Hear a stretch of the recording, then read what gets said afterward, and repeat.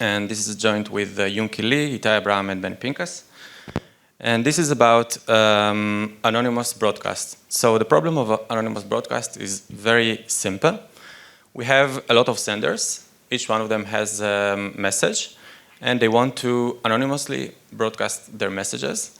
And what does it mean? It means that the messages themselves are not private, but the link between the sender and the message is private. So after all messages are broadcast, we don't need to, we shouldn't know who actually sent each message.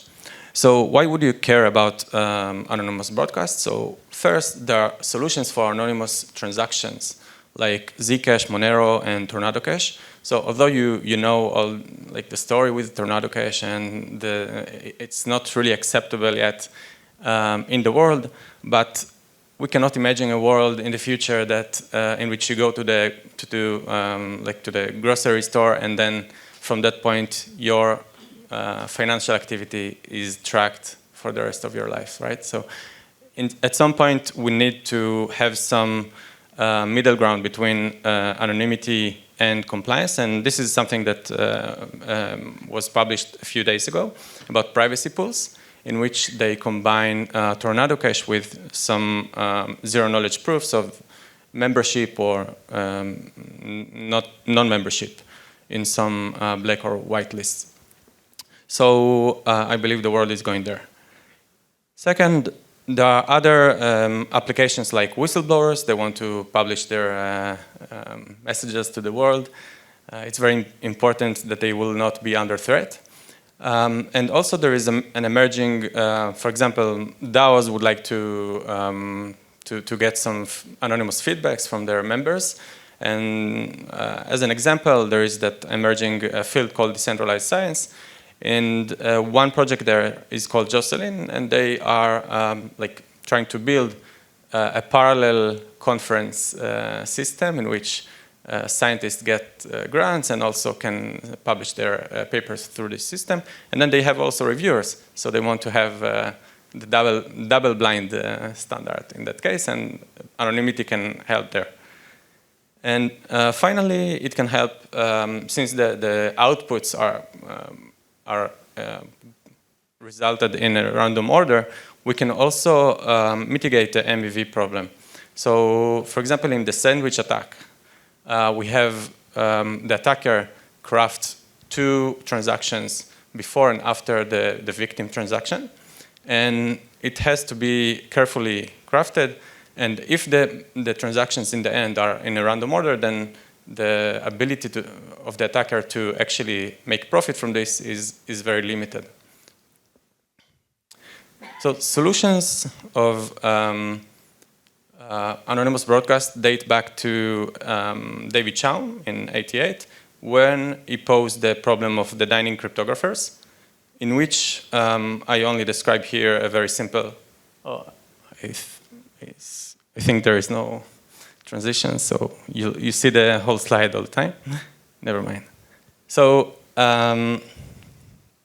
yeah, so in this simple example, there are three cryptographers. They went to a restaurant, and then they've been told that the bill is already paid, and they don't know whether one of them paid the bill or the NSA paid the bill. And they want to know whether it is one of them or the NSA. But if it is one of them, they don't want to know which one. So they don't want to identify. So there is a simple protocol. We call the cryptographers A, B, and C. And each one of them tosses a coin. We call those coins A, B, and C as well. And it passes the coin to the next person on the right. And after that, each cryptographer just publishes the XOR between the bit that it tossed and the bit that it received from the left guy. Now, if you combine all those bits, the 3 bits, you will get either 0 or 1. And the cryptographers will know that if it is 0, then it was the NSA who paid the bill. And if it's 1, then one of them pay the bill, but because the coins are random, they don't know who it was.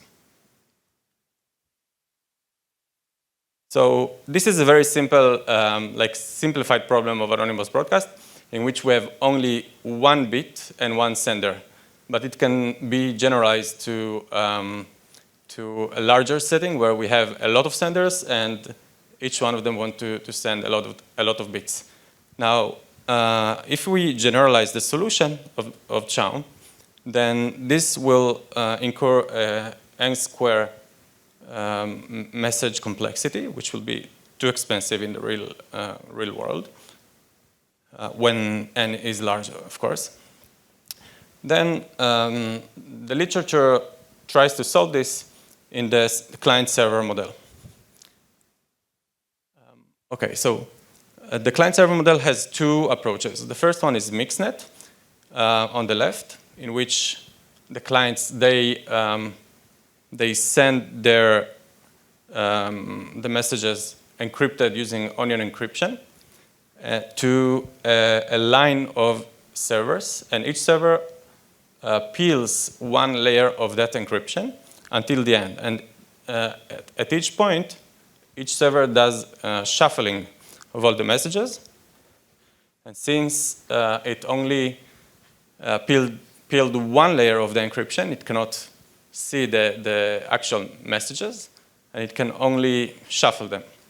And then if we have only one honest shuffler in this line, then the output will be in a random order that nobody knows, right? The problem is that each one of them can also do denial of service.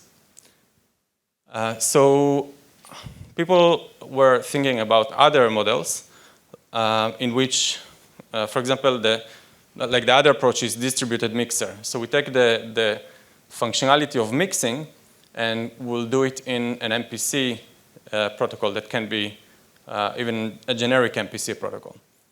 So this has advantages. The first advantage is that it can be resilient to, for example, a threshold of the servers. As we know, there are many protocols for many types of thresholds. And second, it can, since we use a generic MPC, then we can also extend the functionality of shuffling and maybe apply some policies to the messages. For example, if you want to filter some messages that contain some inappropriate words or invalid transactions and so on. The problem is that until Blinder, there was not any work that combined both robustness, censorship resistance, efficiency, and scalability. And robustness means that the protocol will terminate successfully no matter what, if the adversary, whatever the adversary does.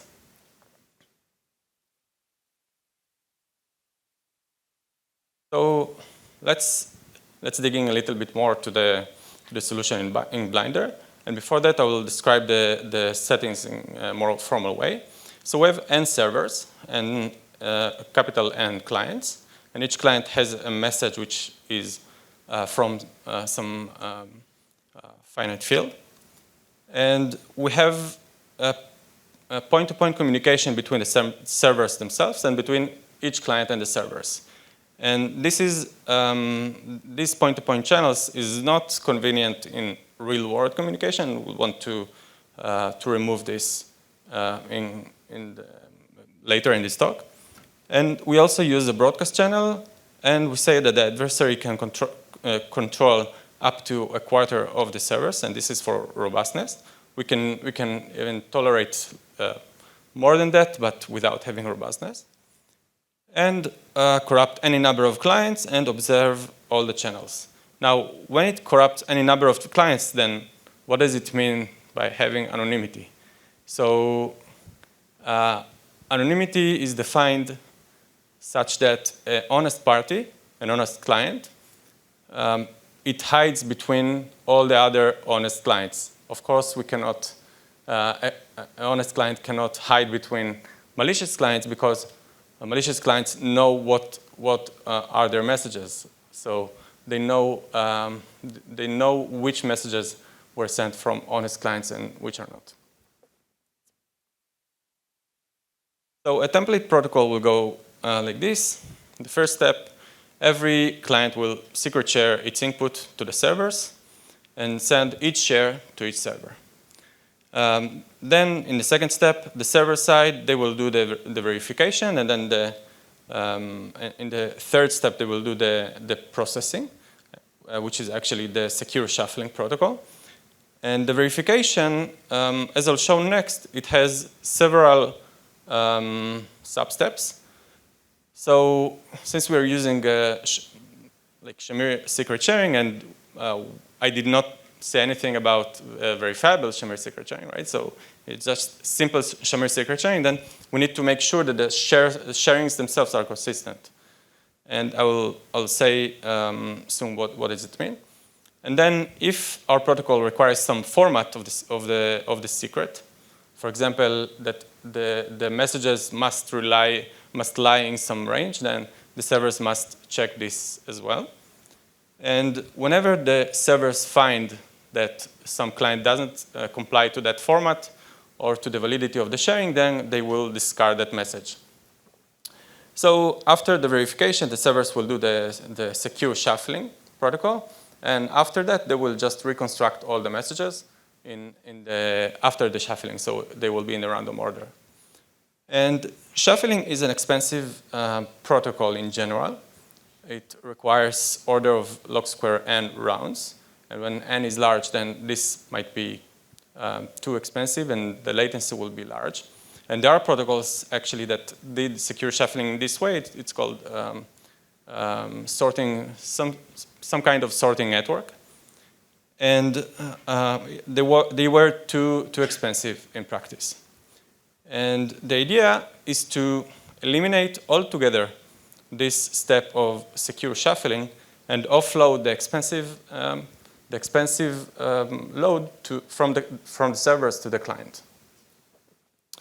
So usually we don't want to offload expensive operations from servers to clients, but here it makes sense because it is not too expensive for clients. Actually, the operations are very simple, and but for the servers is very important. So in Blinder, we changed the format of the input. So instead of having, if the message of the client was only one field element, then in Blinder, the input is changed. So the input will not be just one field element, but actually it will be two vectors. So I'll explain exactly what it means. In the beginning of the protocol, the servers initialize a table full of zeros. And whenever a client wants to input a message, it will actually generate two vectors, a column vector and a row vector. And the two vectors will be full of zeros, except one point where it is a non-zero value. And then the client shares each entry in those vectors and send the shares to the servers. And when the servers receive those sharings, they will compute a Cartesian product of those vectors to generate a sharing of a matrix. And this matrix will be full of zeros, except one location where it will contain the message of the client. Right? So in this example, the client has the message 13, and he wants to input it to a random location that it picked, but nobody else knows what is this random location. Right? So it will be at row 3 and column 1. And in the end, it will, the message will reside exactly in that position. And the servers, since they did all the computation inside an MPC, they don't know where is that message exactly and what is that message. Then they add the resulting matrix with the previous matrix that was resulted from the previous client, and they will get a new matrix. And this can happen also for the next client, right? So the next client inputs the value 56, and it will be just in the middle of the matrix. This way, after many clients, the final matrix will be filled with messages without anyone knowing which message was sent by each client, because only the clients know the exact position, which is random. Okay, so the problem is that for each client we need to do n multiplications, right? Because for each entry in the matrix, we need to do one multiplication, and multiplication in MPC is expensive. So overall, we'll get n square multiplications, which is very expensive. But we can observe that we can look at each entry in the final matrix and see what is the actual operation that made it be what it is. So it's actually a sum of products, right? So we take the one position from the vectors of each client and we multiply them, and then we add all those results. And since the degree of this computation is only 1, we can do all the computations in a degree 2 polynomial, right? Since we are working in a Shamir secret chain. And then only after the entire computation is done, we can reconstruct the result and output it.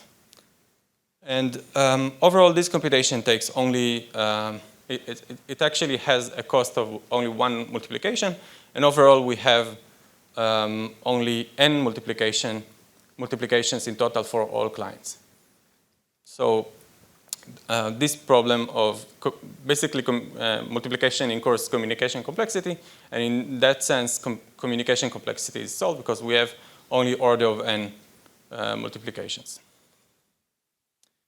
And actually, if you reorder the vectors, you can organize them into 2 matrices for the column vectors and for the row vectors, and you can do all this computation using one matrix, big matrix multiplication, and it is great for GPU. So we actually implemented it in GPU, and the results are very good. So for example, with 100,000 of clients, we can get to less than half a minute latency. And like 100,000 of clients is a large number in that sense, if you consider the applications that I mentioned before. And you can also see that the lines, for example, the 3 black lines, they represent different number of servers. You can see that this is not really affected. They are very close to each other. And it means that the protocol is really scalable in the number of servers as well.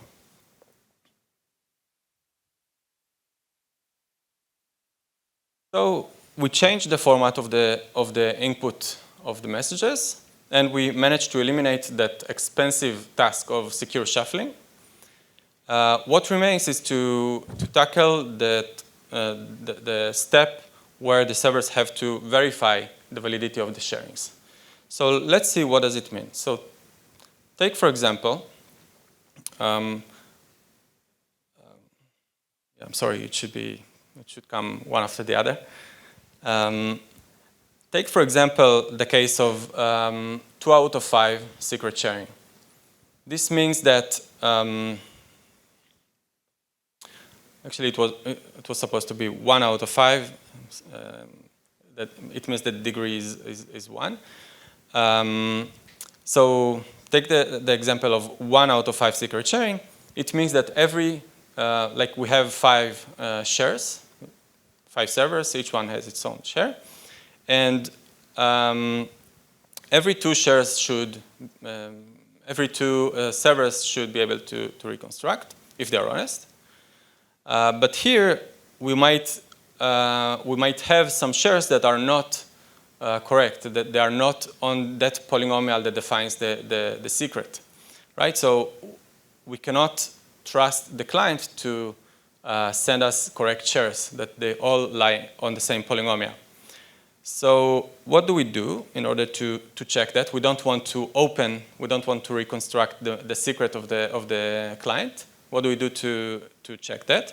We use some pre-constructed random secret sharing of R. So if the client's message was A, we use a pre-constructed random secret sharing R that we know that it is consistent. All the shares lie on the same polynomial of degree 1. And we add it, we mask the message with it, and then we open only the message A plus R.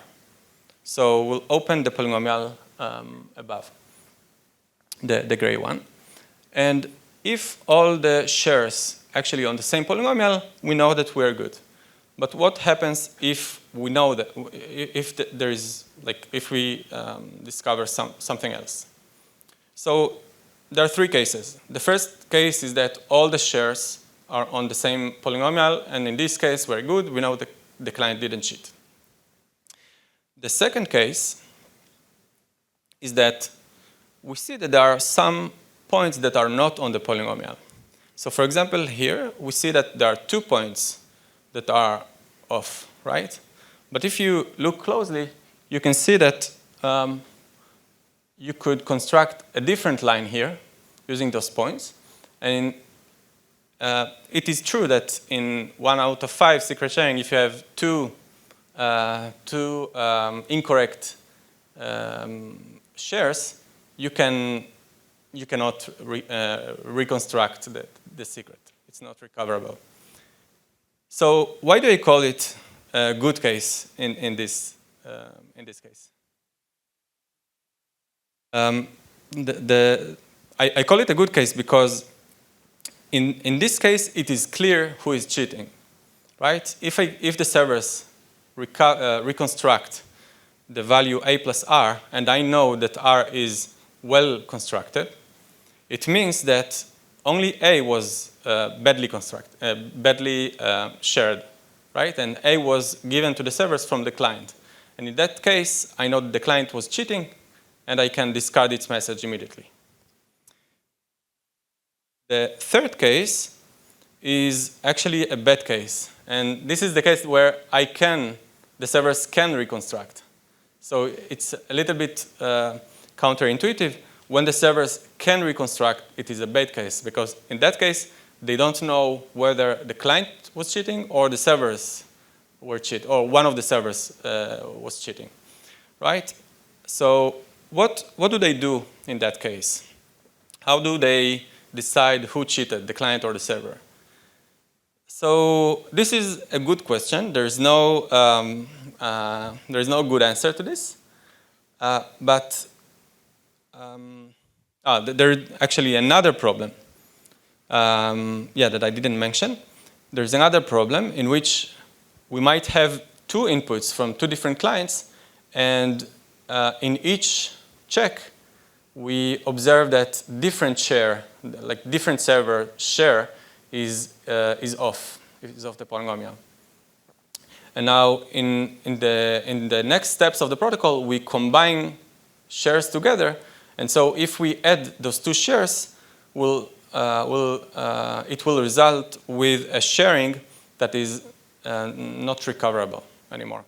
So we cannot just keep on the protocol, keep the protocol going in this case. We must decide whether the client was cheating or the server, or one of the servers was cheating.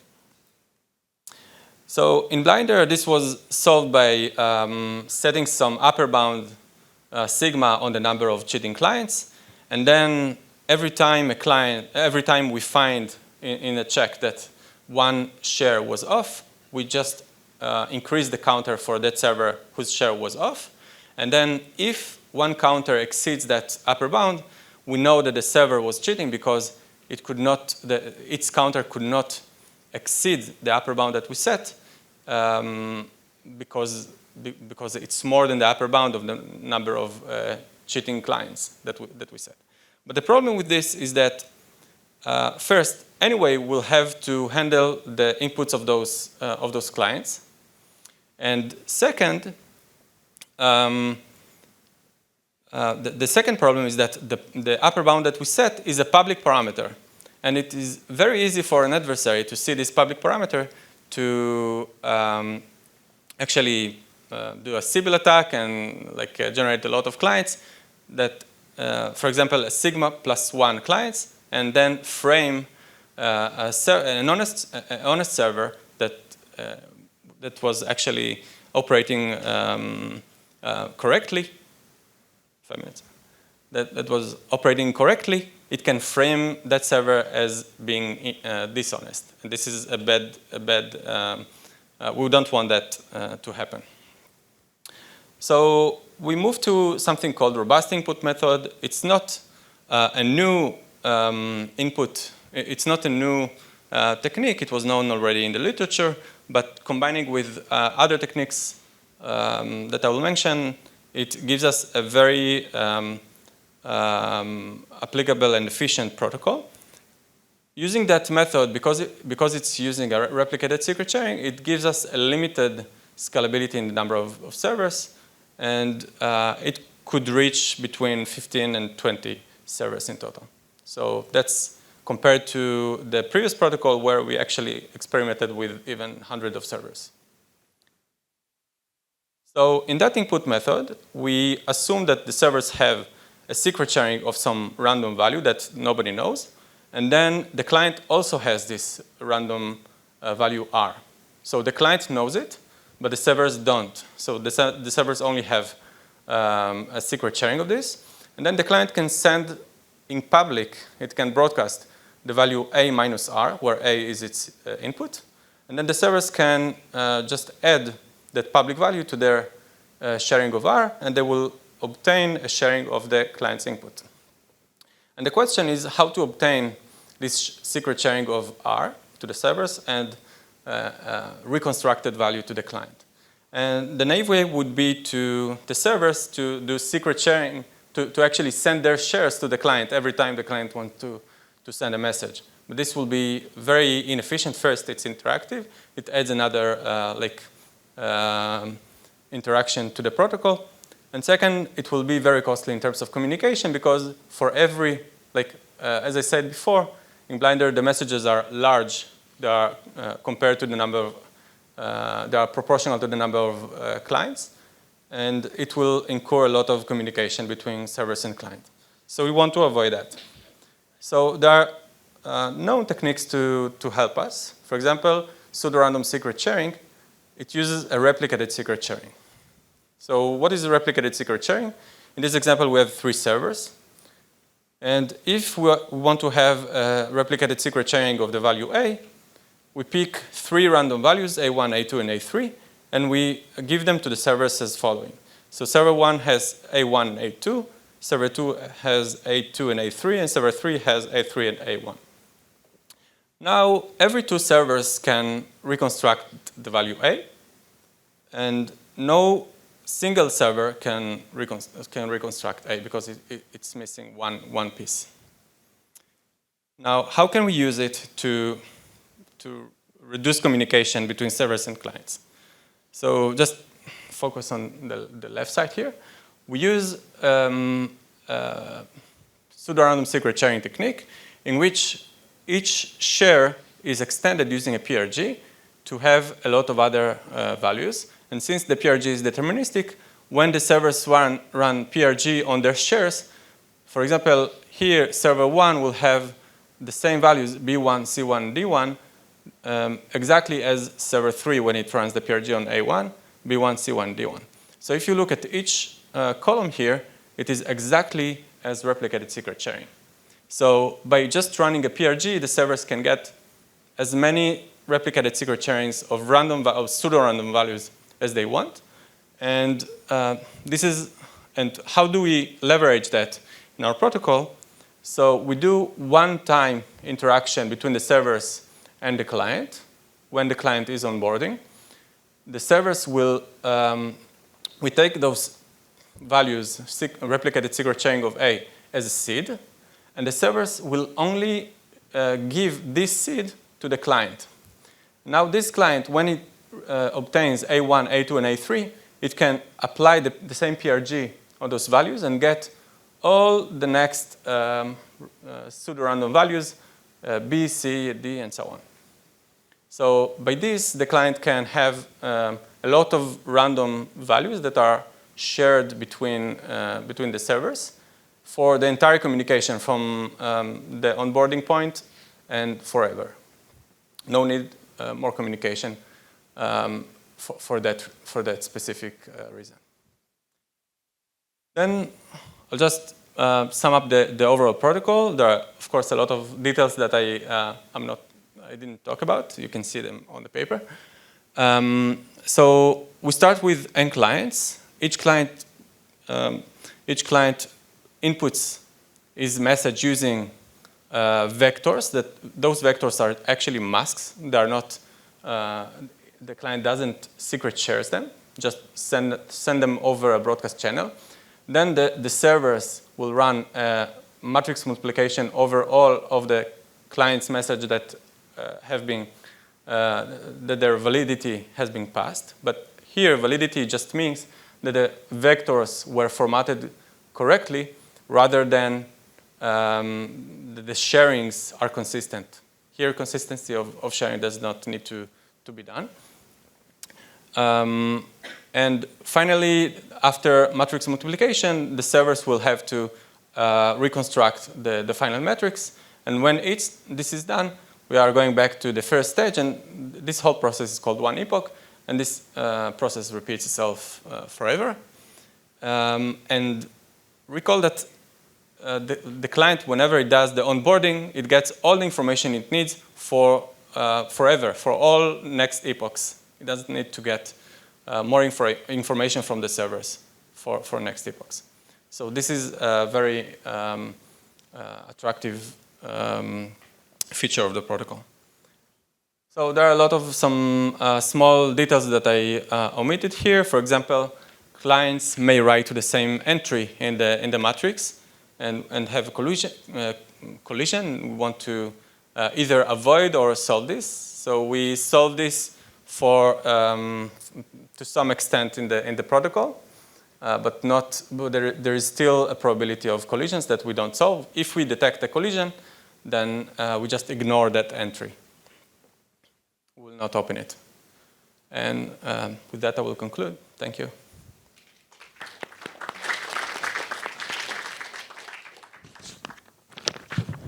Any questions? Yes. Yeah, so thanks for the presentation. Do you have any comment on the usability of this broadcasting system? Because, for example, I can think of only one application, which is voting, because you force the clients to act like synchronously at the same time, right? So if, for example, only one client wants to act or just two of them, then you don't really have the anonymity set to preserve the privacy of the broadcasting. Right. So we are waiting for enough clients to send their inputs so that the anonymity set will be large. Right? You're only anonymous as the anonymity set, right? If there are only two clients, then it's either you or the other one. Then, like swapping is not a good application then. Why not? Because like you want to, it is like swapping it's like AMM Uniswap. or it's yeah like Uniswap, right? Because like I like the current price and you just make me wait.